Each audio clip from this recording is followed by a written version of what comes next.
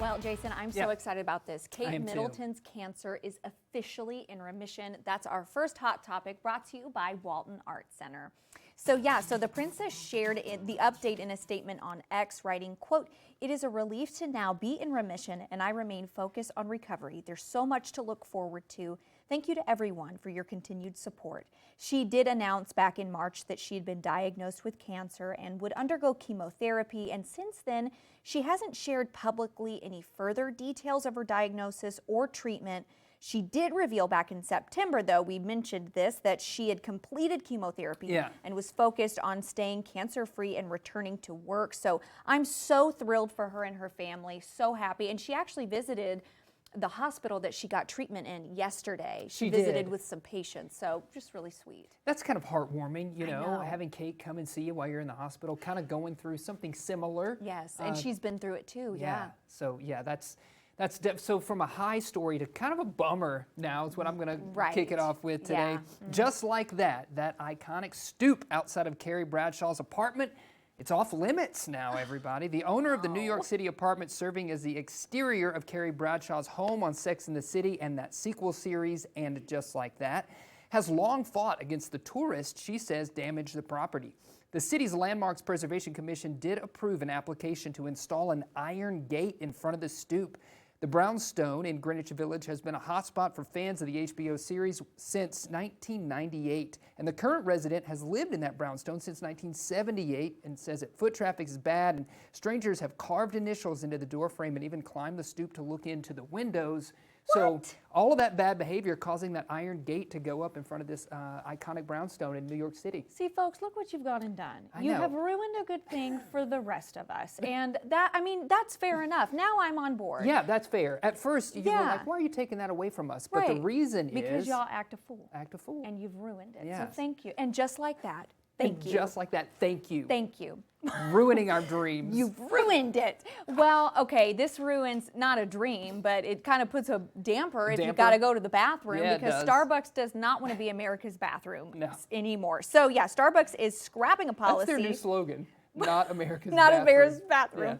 Yeah, so they're scrapping a policy that let anyone kind of hang out at its cafes or use the restrooms without making a purchase. But the new rules are part of a larger effort to improve Starbucks cafe experience and deter unhoused people and non-paying customers who've come to use Starbucks solely for shelter and bathroom access. Now, the new changes go into effect on the 27th of this month, and it's going to apply to more than 10,000 company-owned stores in the U.S., but that does not include locations in the airport or in Targets, but I don't even think those have bathrooms, so whoopie-doo. I guess you can still sit in those and hang out, but yeah, can't make a pit stop at Starbucks unless you buy. I also read where they're going to give new training to their employees, their baristas, in order to handle people who might be coming in and just stopping and not paying for anything, including they're going to get irate. The potential to call police officers in on this. So but I feel like we've flipped back and forth on this same issue, haven't we, several Make up times? your mind. That's why people get agitated. Like, just pick one, stick with it. If you're going to do it, do it.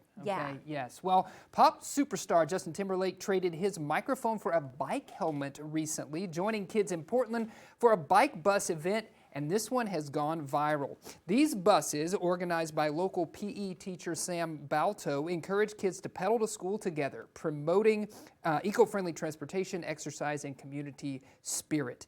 Timberlake's surprise appearance had the kids and adults thrilled, showing his support for this fun and impactful initiative.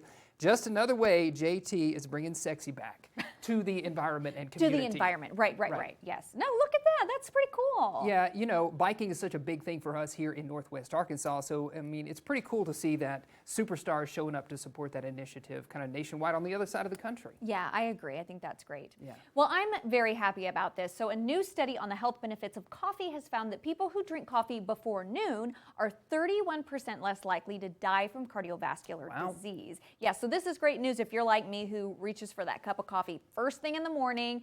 So 2 to 4 cups of coffee a day help with cardiovascular health. And according to this study, if you drink that coffee before noon, you get those benefits. And that's because in the morning, we absorb those antioxidants better than in the afternoon. And the good news is, if you're not a caffeine person, you can still go decaf because it's actually the coffee itself that provides those benefits. So I just got to say, your girl's not going to die of cardiovascular disease because let me good to tell you know. something, maybe I'll live forever. You know, maybe one can hope. One can hope.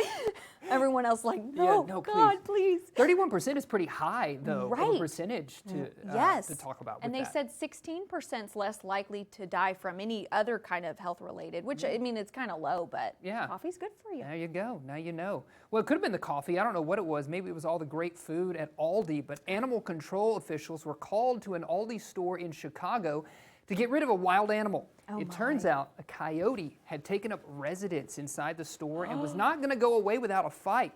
Now, it is unclear how this wild animal got into the store in the first place. Wildlife officials were able to remove the four-legged animal, safely and relocating him to his holding cage. Now, the plan is to release this coyote back into the wild after it passes a health assessment. No injuries were reported, other than maybe the coyote probably leaving the store a little bit hungry. But there you go, got a wild coyote up in Aldi. What would you do if you were reaching for your eggs and then boom, you see coyote? Coyote face? Coyote face.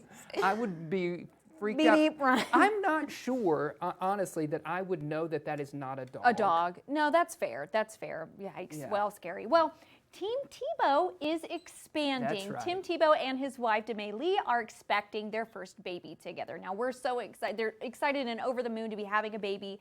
Demay says of her first-time pregnancy with the retired NFL star, adds they're honored for the privilege of getting the responsibility and the joy of being mom and dad. Now, the couple first met back in 2018. They married in 2020, and they said that they're ready to take the deep friendship and the roots that they've built in their relationship and bring what they've learned from the last 5 years into parenthood. So congratulations. It's really exciting. How exciting is that? Yeah. I love it for Tim Tebow. Now that you got this new baby on the way, maybe you can give that Heisman Trophy to D-Mac, who deserves it from when you won it back in the day.